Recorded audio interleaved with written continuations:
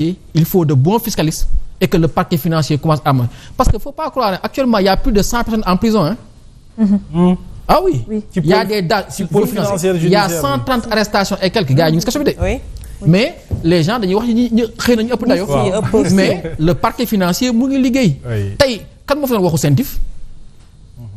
Et puis nee na ba léegi da nga dégg ñu ne IG def na rapport wala Cour des comptes def na rapport. Tous les rapports qui sont yi gars yi liggéey actuellement ce sont des rapports qui étaient là. Ça veut dire que gars yi ñu doon liggéey seen liggéey. Le problème c'est le traitement politique. Mais aujourd'hui CENTIF mu ngi fi OFNAC mu ngi fi IGE mu ngi fi inspection de défense, c'est-à-dire qu'aujourd'hui on a un dispositif complet, il faut que mu opérationnel.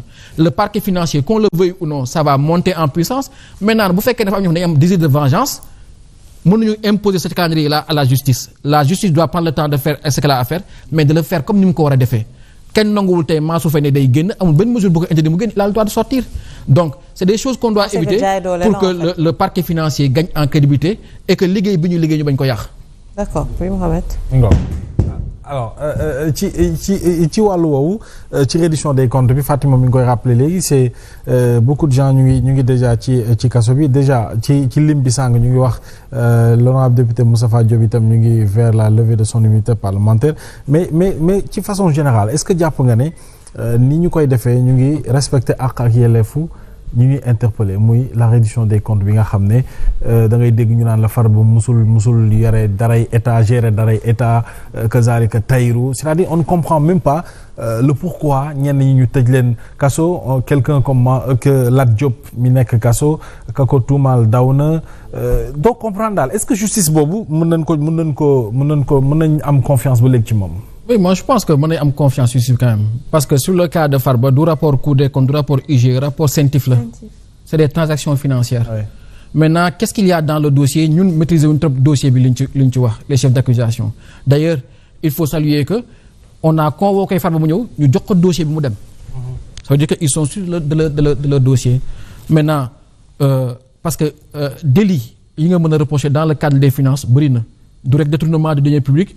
Ñun à un moment je te donne le cas de Khalifa ñun sur le cas du deniers publics ça a été finalement retoqué mais on nous a sorti un délit d'escroquerie portant sur les deniers publics. C'est difficile à accepter pour un maire on doit exécuter ce budget mais on te qualifie d'escroc alors que la constitution dit que les collectivités locales s'administrent librement. Comment tu peux exécuter un budget ñu ne yow yaa escroquer mairie bi et dans le cas des finances il y aura plusieurs délits comme ça yoo xamante ne les gens vont sortir ça sur les rapports maintenant tout ça comme ni waxee c'est des accusations après on va aller au procès. Quand on va aller au procès, les gens verront beaucoup plus clair sur le dossier et qu'est-ce qu'on lui reproche. Donc, c'est des gens qui ont la possibilité d'avoir d'excellents avocats.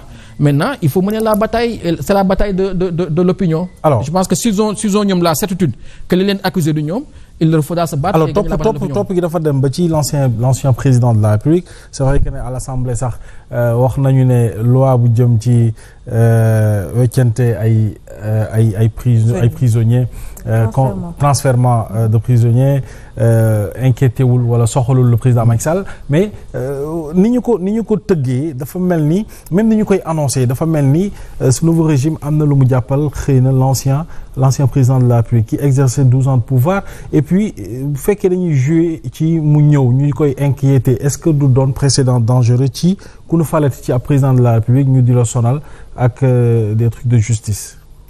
Je pense que man Macky Sall man personnellement pare naa ak moom depuis le 24 mars. Man depuis ma voté contre lui ba mu gagné ko si laa pare ak moom. Parce que def na li mu fi doon def pendant 12 ans. Et pourtant c'est l'absent le plus présent on ne parle que de lui. Mais parce que même avec la gestion de l'État. parce que li mu fi bàyyi mi ngi fi tege. loolu rek la ñuy wax ñi fi nekk ñoo bëgg justifier loolu man ñi fi nekk xaaruma ci ñoom ay pont wala ay route comme un peu comme le bilan de Macky. li may xaar ci ñoom mooy ay réformes. Parce que dëkk Sénégal yàlla daf ñu jox chaque fois que ñuy avancer boo xool yàlla daf ñu may président bi ñu soxla. On a eu Senghor pour construire une nation on a eu Abdou Diouf un état une république on a eu Abdoulaye Wade qui est arrivé ak audace bi ak fit bi ak ouverture bi Macky qui est un géologue qui est arrivé au moment où on a découvert le gaz et le pétrole. Quelle est la mission historique de Diomaye et de Sonko? Pour moi c'est de faire en sorte que ce pays-là puisse avoir la transparence financière absolue parce que actuellement sur le plus grand travers c'est la corruption. Mooy li muy woowee affairisme financier. On prend tous nos financements sur des pays étrangers et 80% de notre commande publique va encore à des entreprises étrangères. Tout à fait, ça, quand est-ce qu'on aura un secteur privé fort? Quand est-ce qu'on aura des champions nationaux ñu ci ëpp ci ñoom ñu ngi ci kaso bi de. ça c'est mais ça de contradiction. c'est justement yooyu mooy défi xam nga des fois ay défi daf lay. et le paradoxe dooguma la mooy le président de la République Diomaye dafa bokk ci li mu war a sukkandiku pour développer ce pays. muy s'appuyer sur un secteur privé fort. un secteur privé fort. Oui. et il est important que ñu mën a liggéey ci loolu moom il parle d'affairisme d'État. Sur le budget mais tey aussi il porte d'autres réformes qui sont problématiques quand il dit qu'il va mettre en place des centrales d'achat mais des centrales d'achat demain si tu achètes en gros. ay encre ay mobilier de bureau mais qu'est-ce qui va se passer mais des Chinois vont venir se cacher derrière des Sénégalais et tesser encore les marchés. Donc pour moi le plus important c'est nañu xam lan mooy mission historique Diomaye ak Sonko lan la ñu war a apporter fondamentalement au Sénégal. Tey Macky Sall boo demee tey Sangomar yéeg ci puits de pétrole bi il a du mérite. Macky Sall boo demee GTA Grand Tortue entre le Sénégal et la Mauritanie yéeg ci dispositif bi il a du mérite. Macky Sall nous a aidé à apaiser nos frontières. Parce que ce qu'il a fait entre la Guinée-Bissau et la Gambie de Yaya Jammeh bu ko kenn xeeb. Ah oui. c'est un gain inestimable. nañ ko wax te dee. En plus des acquis qu'il a eu à réaliser. Président dina am ñetti jéego yoo xamante ne askan dafa lay amal njukkal ba ilaa yow mi din. Je pense que bu ñu doon xool sa mission historique je peux dire que Macky Sall a réalisé sa mission historique. Quelle est la mission historique de Diomaye et de Sonko? Mais est-ce que c'est pas trop tôt pour le définir? En un an, est-ce que mën nañu définir cette mission historique honorable? Ça ne se cherche pas. Ça vient au fur et à mesure. Moo tax damay wax ni tey yàlla bu ñëwee Ousmane Sonko bi toog ci Sénégalais yi système moo yàq réew mi. Tey rapport Cour des comptes bi lan lay pointer le système de Ousmane Sonko. C'est les régies financières.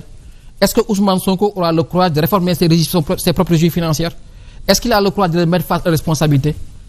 Comment il va réformer l'État? Comment il va réformer l'administration? Parce que après maintenant 60 ans d'indépendance, après 50 ans d'administration, le moment est de transformer, de changer notre rapport au temps, notre rapport au travail, notre rapport à l'efficacité, de réaliser des basculements comme le numérique, changer sur nos positionnements. Tey bu njëkk ba ñun Sénégal lu ñu am xam-xam lañu amoon mais tey bu ñu est-ce que mënuñu nekk la base arrière numérique de l'Afrique de l'Ouest parce qu'on a de l'énergie. Ku am énergie mën nga am ay data center. Ku am énergie mën nga être en avant sur l'énergie sur le stockage par exemple les batteries et quoi batterie wax véhicules électriques. Donc sur beaucoup de choses nous avons la possibilité nous d'être en avant sur les autres pays. C'est ça leur mission historique qu'il faut chercher mais ça tu ne peux pas le faire en clivant un pays. Askan mënoo ko xajale ba pare bëgg ko jiite parce que boo ko yàqee tey depuis 2021 ñu ngi xeex depuis 2021 ñu ngi xeex. Après nga toog nga ni dëkk bi jagul mais mënul jag parce que 2021 ba ngeen xeex ba léegi mais faaw mu am ay jeexital. Ça veut dire que dans ce pays-là depuis 2021 les gens ne travaillent pas. Oui. Les gens ont perdu des milliards. Mais aujourd'hui ça prend un temps pour se réformer mais il t'appartient à toi qui as été élu d'aller au-delà des considérations crypto-personnelles. Vous pensez que comprendre nañ les enjeux de l'heure parce que depuis tout à l'heure sooy wax ces changements et pourtant ñoom bi ñuy ñëw dañoo promettroon benn changement systémique. Alors est-ce que vous pensez que ñu ngi dem directement vers ça ou on est trop en retard par rapport ak loolu? Mën nañ ci dem à condition qu'il ne se trompe pas d'objectif. Et j'ai l'impression que Ousmane Sonko actuellement lenn la gën a ragal. Mooy nan laay def ba opinion bi bu ma bàyyi. Ah bon? C'est-à-dire aujourd'hui j'ai comme l'impression qu'on gouverne en ayant peur des réseaux sociaux. Ah bon?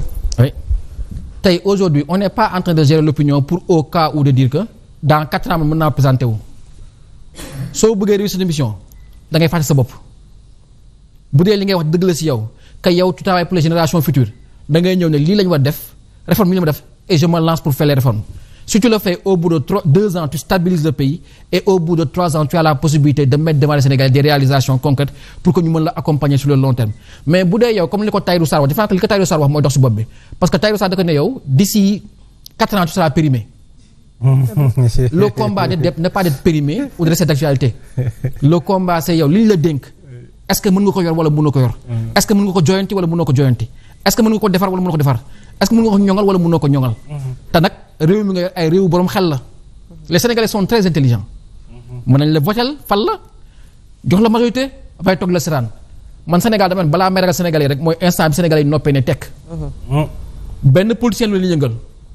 Yow nag boo gàttee xel da nga naan man maa fi nekk. lépp gongo nit ñi man lañ faral li ma fi def kenn def ko fi boobu Sénégalais ñu lay bàyyi ba di la xool di la tester. Mais au bout d'un moment ils se font une conviction et dañ lay accompagner ñun bi ñu fi nekkee Wade 2004 bi ñuy dugg PS mais Wade daawoo wax il est témoin bàyyi leen góor gi mu liggéey. 60 ans def leen fi dara seen waaju du mos falu. dëgg la. ñu dem 2000. Sénégal neex ba dee. ñu dem final coupe d'Afrique dem coupe du monde gagné France góor gi moo ñu jik tekku leen dara 2005 2006 2007 Wade fëgguñu au premier tour. gars yi naan jinne yee voté ku voté fekk sénégalais yi ñoo voté. nga dem 2008 ñu boycotté sénégalais yi di observé ñu def assise nag. bi sénégalais yi toogee xool assise yi sénégalais yu yiw yu baax toog waxtaanee réew mi politiciens yeeg ñëpp jaxasoo. Amadou Matar Mbow du politicien moo ñu jiite général Mansour Seck du politicien mu ngi ci biir sénégalais yi ne ah góor yi booloo nañu waxtaanee réew mi juboo ci réew mi sénégalais